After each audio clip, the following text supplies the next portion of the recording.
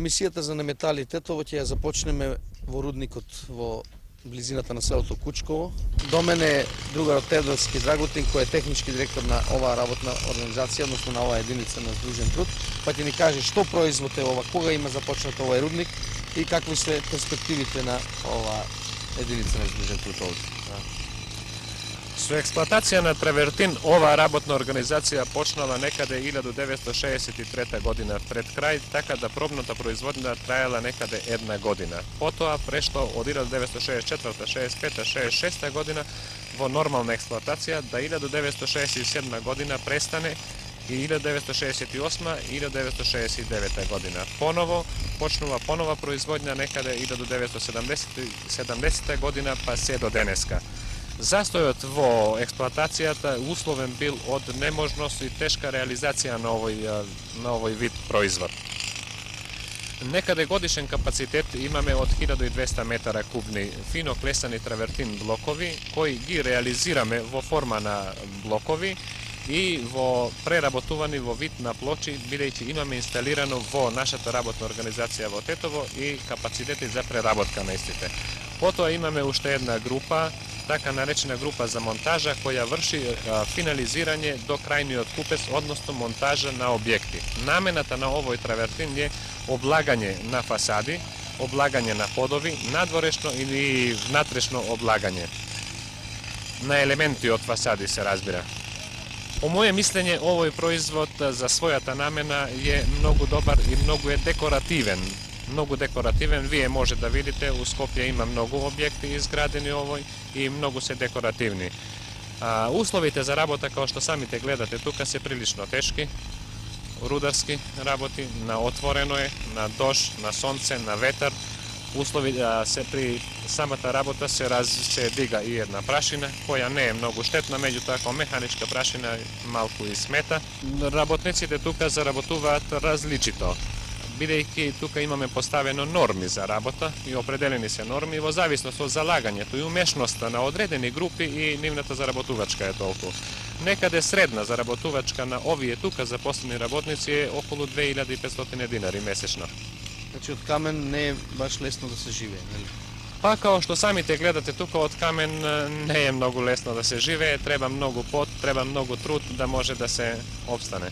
Па вие знате како е, камен е као камен, тоа е посол пак рударски тежак, посол не е лак, али горе-долу некако нисмо били тако рđavo до сад, само сад се бојимо, веќе смо при крају, нестае нам руда, ако добијемо на другу страну, не знам, недостае нам веќе, при крају смо са руду.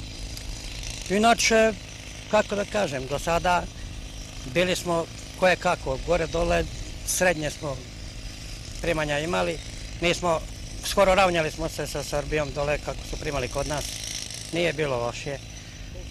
Sad, zavisi to od rad, ko se malo bolje založi, bolje prihvati, primi, ako manje sad.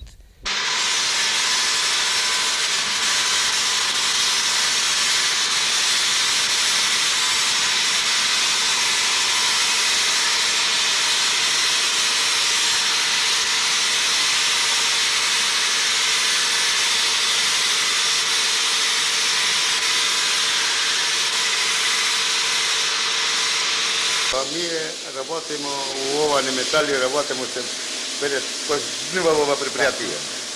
Овде работава не е баш така лесна, не е лесно. У вода овде седи су тешко. У опасност стоеш овде, промаја големи. Али мора да се работи. Мора да се работи тоа. Некој мора да брка. Некој мора да брка, ако не, ние други, мора. И како сте задоволни овде со примањата? Па како сме за примањата? Према работата.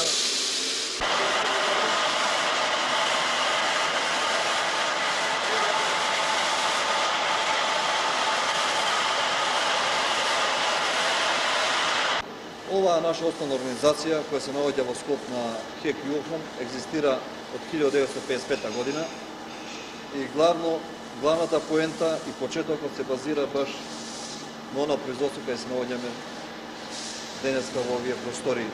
Почнато е скромно со експлоатација на полудрагиот камен Оникс, да би покасно се развила и преработка на галантерија. од тој полудреј каменоници.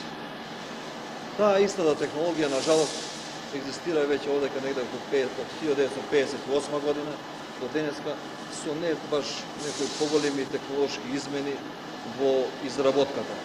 Главно останала, може се каже, на ниво манифактурна изработка, за која сега ние вложуваме ни големи напори, изработени се инвестициони програми, зацртане во среднорочниот план на развој наш, комплетна реконструкција и адаптација на оваа работна единица, со воведување на современа технологија, современе машини, зголемување на продуктивноста, така ли, и у секој случај тоа ќе биде една добра поента, една трансфузија на оваа работна единица.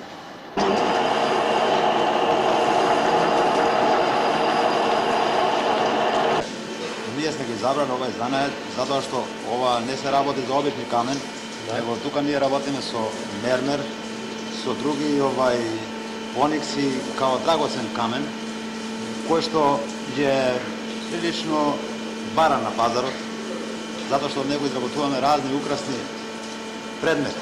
На колку работници сте ви овде? Ние сме моментално овде с 86 работника. Во погонот? Во овај погон овде. Целне метали е? Целни метали имаме околу 280 работника. Односот на примања, на личните примања на работниците не е на потребното ниво спрема трошоците, мислам. Да. Но нашите работници свесни се на тоа и они не изгубиле морал, мислам, во однос на самата работа или во однос на самото предпријатие како такво, но вложуваат уште поголеми усилби со тоа што очекуваме подобри денови, каде што нашите лични доходи понатака ќе бидат изван очекувањата, например, далеко ќе ги надминеме, затоа што се надаме во тоа што прошлата година сме завршиле со позитивни резултати.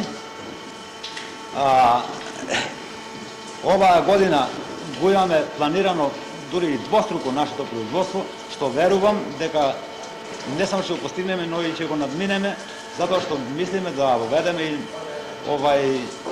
реконструкција на овој погон со нови машини, така да се олесни работата на нашите работници, а продуктивноста да биде многу поголема.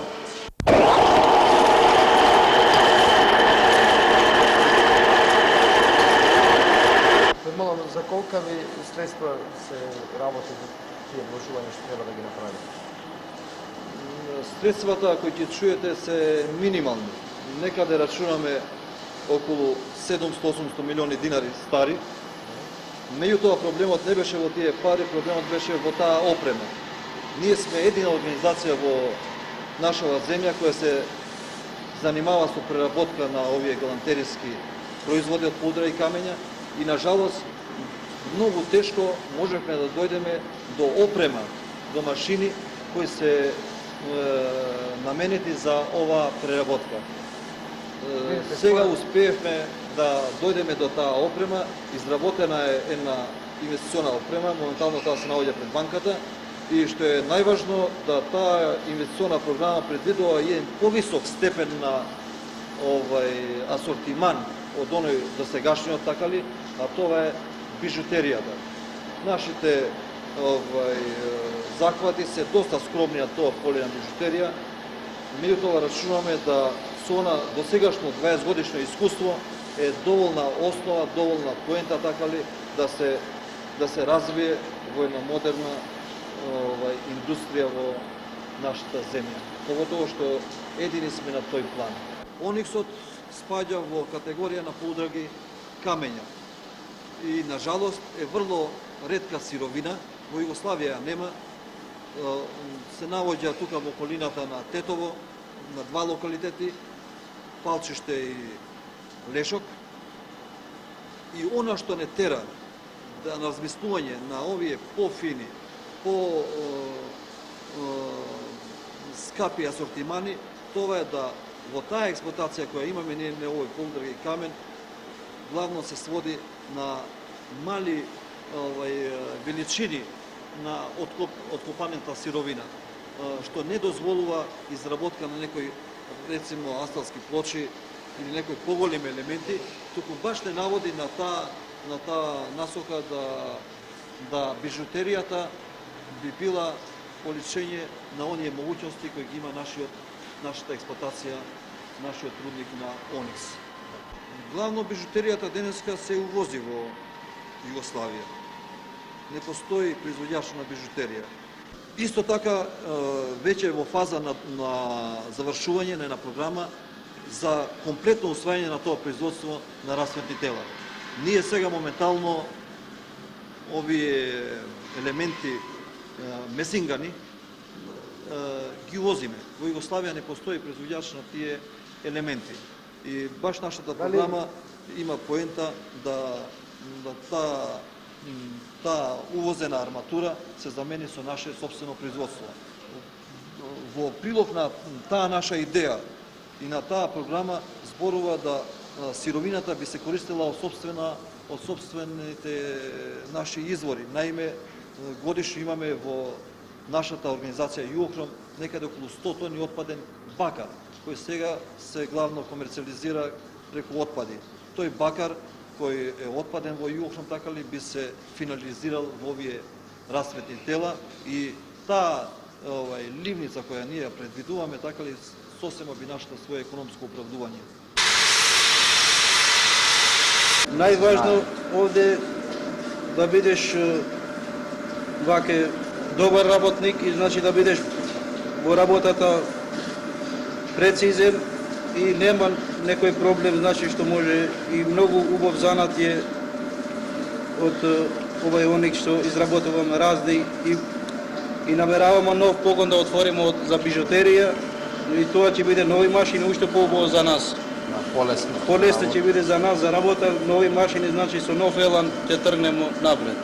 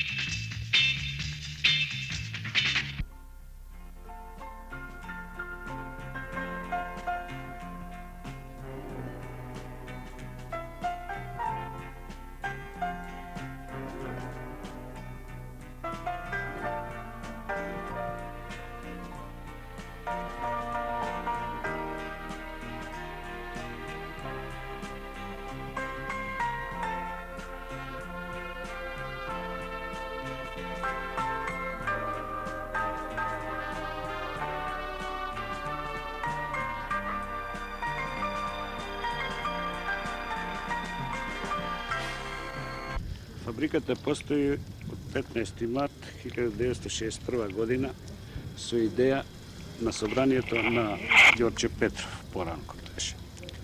Идејата беше за формирање за запослување тежно работници од женскиот пол.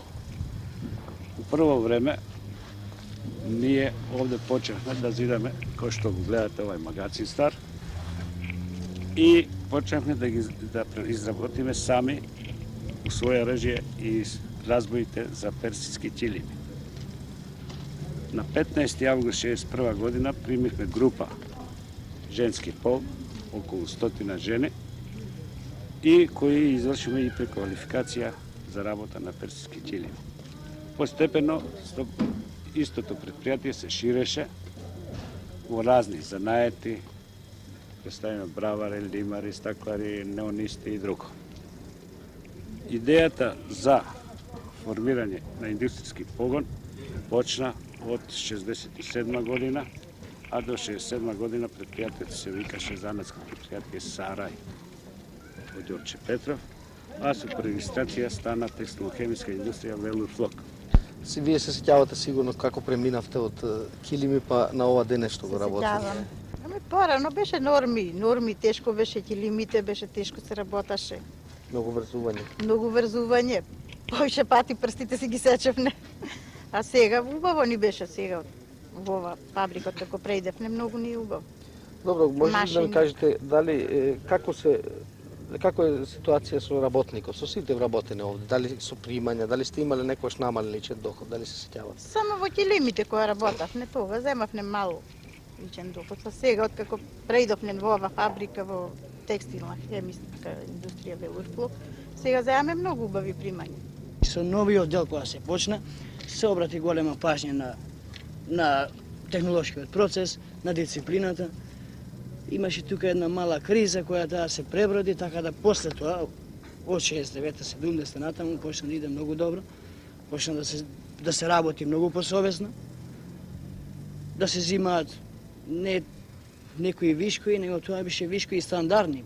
Почна до ден денеска стандардно со вака речено просек кој скоро е највисок од нашата грана хемиска и текстилна. Вие кога сте вработени овде? Сме вработени после дојдени сме од Тутунов комбинат, од сегена фабрика.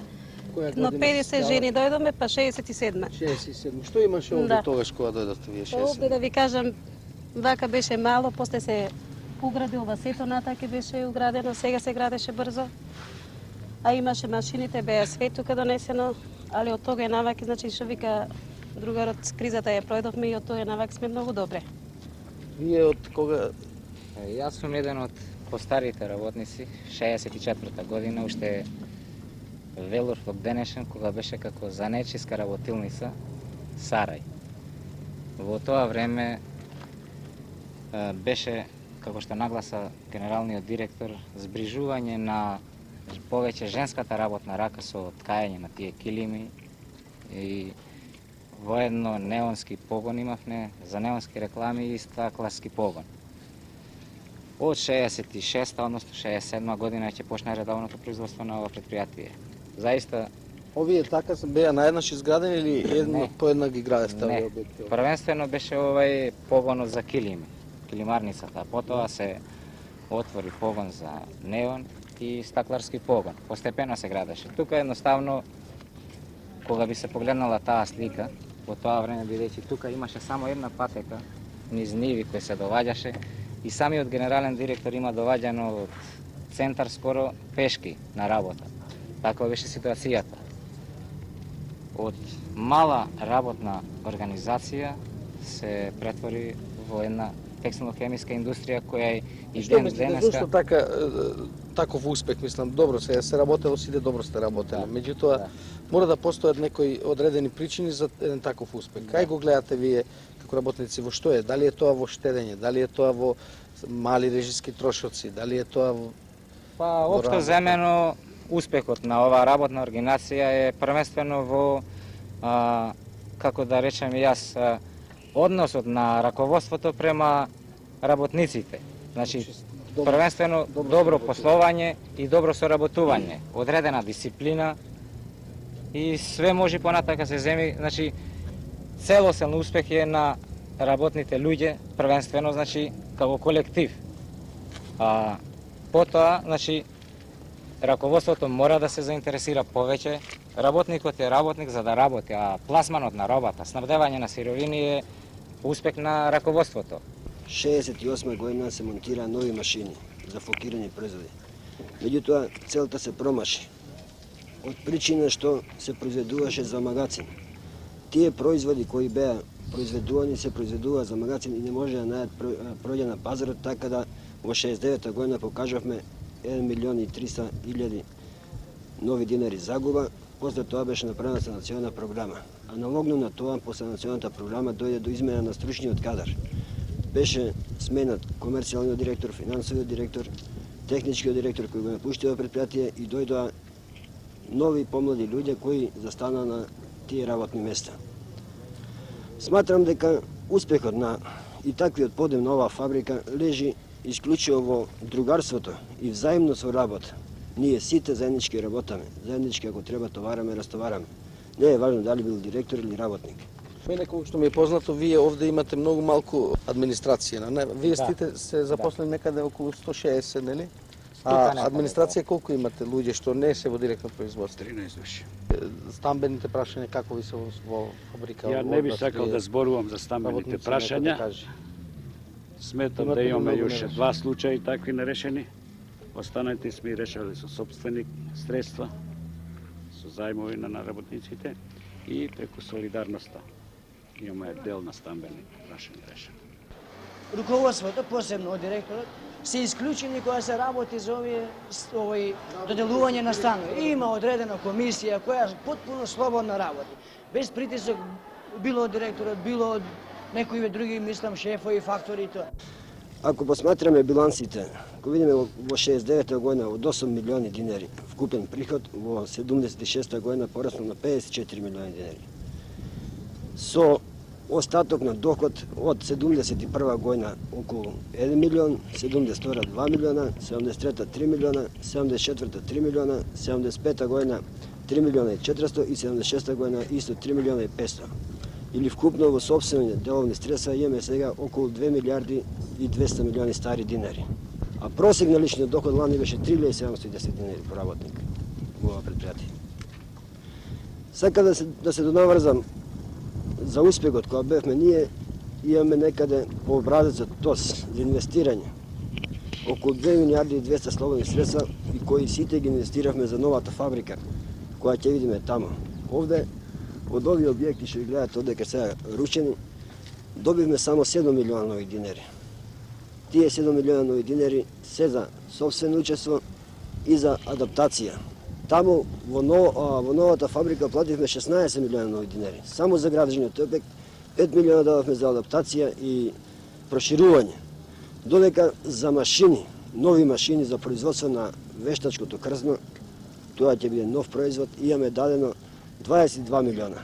Каде е доприносот на вас работниците, мислам, во што е? Доприносот на наше на работниците е тоа во самата дисциплина, во самиот ред, во самото работање, во самото послушување, неодбивање на работни места, штедење на работна рака, материјал штедење, користење секојно парче което треба да се намести, како треба да се допринеси целата ситуација во самото работење. Тоа сакам да кажам дека во самата организација тоа најголем успех може да се допринеси и подобри да бидат и платите и успехот на работата. Сега сте задоволни од овој? Ја мислам да до сега овие неколку години што сум 9,5 години, ја мислам голем успех се постигна и премногу сме задоволни. Ако земеме во текстилната грана, ние сме најболи моментално. За последниве години вие имате ли некојаш привен намален личен доход или покажано загуба, освен таа во 1968-69? Нема до сега пример таков личен доход намален. Се нагоре одевме до сега. Па сега да видиме како ќе испани со преместувањето. Ја мислиме дека ќе имаме добар успех и сега со ово преместувањето. Вистина некои трошкови ќе фатат, но сепак ќе се отклонат и во самата дисциплина и самиот ред што ќе биде. Условите се таму стварно многу поубави, али овде не беше убаво, 10 години овдека работевме. Стварно се трудевме, ние не баравме да се селиме од тука, ние сакавме само тој погон нашиот да го дигнат малку да биде повисок, да не ни биде многу низок. Оти не ни чинеше на работниците и самите очи да под неон ние работевме. Сега е таму стварно многу убаво. За сите работници е убаво, халата е многу голема. Како да ви кажам, значи таму е сепак многу поубаво, а одовде многу не е жал што се ставиме.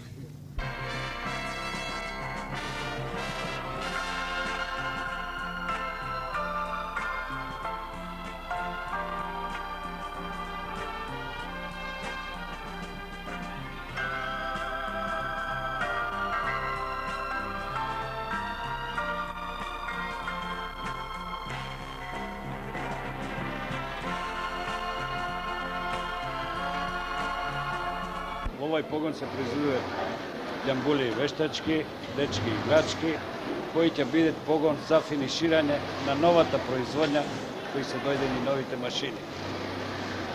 Што добивате со овие нови погони? Покрај она што кажавте дека доста ќе вечини, али... Погони добива овај погон своја база на своја собствена сировина.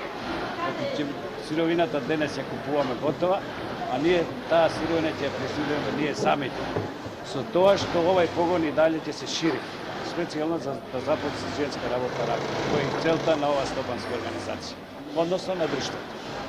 Да молам уште, кои погони долу ги имате вие, ако сакате да ми кажете? Долу имаме погон за флокирани производи, флокирано крзно, флокирана хевела, флокирани тапети. Во монтажа се дојдени машините за производството на вештачко крзно. Тоа уште не се монтирани, бидејќи ги чекаме 30 од странци машини, ги чекаме монтерите дојдат и се планира некаде од 1.6 да почне со редовно производство. Значи вие сами ќе произведувате и нема повеќе да увезувате, нели? Ние доста увезуваме цирка за 2,5 милиарди, претежно од Италија и од Грција, зашто трошевме све девизни средства. Овие девизни средства ние даваме со заедницата, општеството. Значи сега ние ќе расретиме општеството со 2,5 милиарди стари динари девизни средства. Овде овај простор што го купивте, мене ми се чини дека овде може има перспективи да се развие во еден огромен комбинат. Дали постојат такви размислувања, такви шанси за развој на ова? Развојниот план до 80-та година ова стопанска организација да прерасне во комбинат. Кога зборуваме за комбинат, нормално да не е зависна од никакви сировини, но истата да биде преработени тука и до крајниот потрошач. Дали ќе заposlуват? До 80-та година рачунаме да ќе биде 200 до 250 души, а брутот продуктот да стане од 20 милиарди стари. Ја одека сум у погоно за играчки, за делови на играчки да припремам. Сега што работите? Сега работам столарска работа, што треба све, значи према потреба, како која потреба ќе поне, тоа работиме, дори да се средиме.